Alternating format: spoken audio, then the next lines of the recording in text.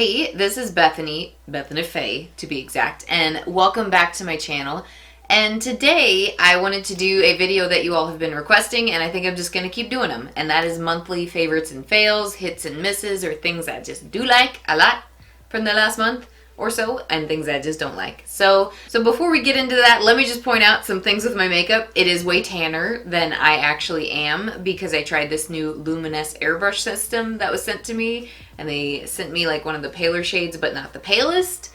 So I tried to correct that with a concealer. I look like a little bit heavy in the makeup today because I did makeup on top of makeup, and then my lips are overdrawn because I was experimenting with some things. So if my makeup looks a bit different or I don't look as much like my signature self, it is kind of because I was like experimenting with things, but on with the show. Alright, so we have come to the end of March and I haven't been doing hits and misses for a while, so I'm going to begin with the products that I did like and hold off on the ones that I'm not feeling at all towards the end, because I have quite a few of those, and I did a video just recently on products I hate, so if you guys want to, check that out. So to begin with some products I do like, the first is this Kat Von D Lock-It Concealer in the shade L1. So this is the palest shade before just buying actual white that they have, which I think I'm going to purchase. I was basically trying to find a paler dupe than the Tarte Shape Tape, and I experimented going through a lot of concealers doing this. In fact, that's how I found a lot of my misses. But anyhow, I know this is on the pricey side, but it is actually a decent amount of product. It's 6.25 grams, and this one is 10 grams, so this is one of the bigger concealers out there you can find. But I'm finding a lot of drugstore concealers are like half this much product anyways, so it kind of justifies the price a bit more for me. That, along with the fact that it's actually pale, it's creamy, it blends into my foundation quite nicely, and it's a good neutral shade match without making me look too yellow or pink, which I love. So I really do recommend this. I haven't found any other concealer that I'm digging more than the Kat Von D one lately, so there you go. Another complexion product this pale girl recommends is the LA Girl Pro Coverage High Definition Foundation. So this shade is completely white. It's meant to be a foundation mixer, and I just like it because I find that it doesn't like irritate me or break me out, but I also like that it comes with a pump. It's affordable, and I mix it in with my regular foundations to make them match. So usually one pump does well enough to where I can actually wear a lot of things. And also I find that this is a decently pigmented white formula, which some of them are a little bit more sheer or watery. This one doesn't seem to take away the coverage of whatever foundation I'm using it on, even if it's a full coverage foundation. So it's affordable, works well, and I just recommend it. Alright, the next thing I recommend I used in a first impressions video this month, and these are the Pur Cosmetics, I dropped them. These are the Pur Cosmetics Pro Glitters. So these were sent to me by Pur in the last month, but I had already bought these for myself. So I do have a package I'm saving for a giveaway. Anyhow, I used them and they weren't quite as glittery as these Stila ones, which I love, which everyone loves. And I found something quite fascinating. So you get a pack of 5 of these for like, I think it's $39. I'll put it on the screen if I'm incorrect again. But each of these is like, $24. So you get 5 of these for like less than the price at 2 of these. And not only that, the packaging is really deceiving. So this is 4.5 milliliters of product, and this is 5.5 milliliters of product in each little guy. These are actually more liquid inside the container. These just must have like a bigger, applicator inside of there. So these are certainly different to apply. They've got like a little plastic paddle in there to, apply it, and then you can kind of smooth it out with your finger or brush. But this is what they look like. They're quite shimmery and metallic, and they got little micro glitters in some of them. Some are more pigmented shimmery, and some are more glittery than others. But they call them glitters, but I feel like they're like really micro fine, like way less chunky than these ones. But I think these are a really good deal for the price, and I just find them to be an underrated product. In fact, I bought their spring collection while I was at Generation Beauty because it was on sale for $22, and all these colors look gorgeous. So I will be sharing that, like how these are when I do a look with them. So yeah, these are my favorite thing that I've kind of found glittery wise recently, and I just think they're awesome. Alright, speaking of eye stuff, let's breeze through some palettes that I mostly loved this month. So the first 2 that I've really liked recently, I've got the Dream Street palette by Kathleen Lights, and basically every matte eyeshadow in this I love. The shimmers up here are really good, and this little guy here is a little underwhelming, but still buildable. So I just love this palette. I feel like the color combination is leaning towards being what I kind of wanted the Subculture palette from Anastasia to be. I just feel like these greens here are much easier to reach for. Particularly love this as a transition shade, and that pink, that little pop of coral in there. Just everything works really well together, and then these shimmers, they look really great on the lid. In fact, I'm wearing them. I'm wearing this palette right now. So yeah, this palette was under $20. I did use it in a tutorial if you all want to check that out below. And just this palette alone made me want to purchase a lot more ColourPop. So I do recommend it. Next is a palette that's a little bit more on the expensive side for its size. This is the Urban Decay Naked Petite Heat palette. And if you all have watched me from the beginning, you know I've owned like almost every Urban Decay Naked type palette. But I remember when the Petite palettes came out, I loved traveling with them. I don't think they were called the Petite ones, but the little baby ones. I loved especially the one that wasn't cool toned. And now I have this warm, fiery one that's easy to travel with. And I took this one along with me when I flew out to LA. And this is what I reached for the most. That and, you know, the Kathleen Lights palette. But if I wanted some warm tones that had a little bit more oomph, with some fire to them, this one was perfect. I found that all the shades in it blended out quite nicely. I feel like this little cream color could add a little bit more impact, but other than that, I reached for all of these and then like popped a color on the lid or something like that. So yeah, this little guy is $29, which I do consider on the steep side, but would I have bought it with my own money? Yes, I bought all the other ones with my own money and liked them, but I like this one way more.